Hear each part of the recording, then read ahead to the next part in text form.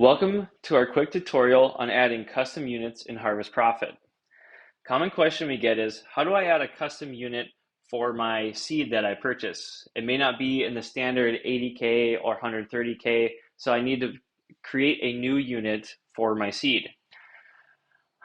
At the bottom of the page, I'll go to Account Settings, click on Units, and click New Unit. So for this example, I purchased my Milo in 750,000 seeds per unit.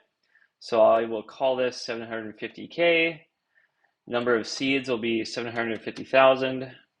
And then for the abbreviation, I can just call it 750K again. Now click Add.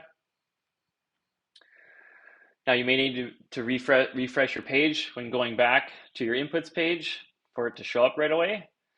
And go to your inputs. And then now I want to scroll down to my seed. And I want to enter in my Milo seed. And let's just say it's $300 a unit. I can now select the new custom unit at 750,000 seeds. And this will appropriately price your seed as you're applying it onto your fields. If you have any questions on this, you can email support@harvestprofit.com.